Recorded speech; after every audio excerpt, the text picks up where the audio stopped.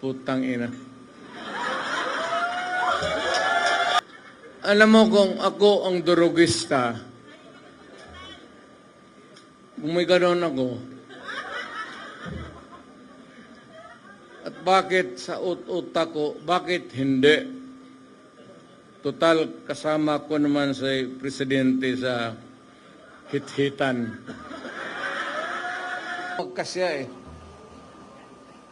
meron isang presidente na talagang bangag.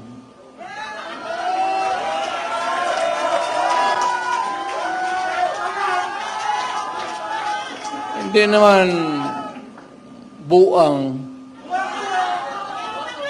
pero yung bisyo ng droga, long term yan.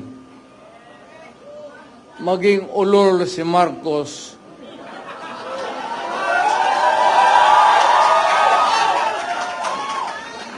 kung maybe constant use of heroin, aabot pa siguro siya ng 80. Pero pagdating sa panahon na yan, hindi na siya gumagalaw. Either nakatindig lang yan sa kwarto niya o natutulog.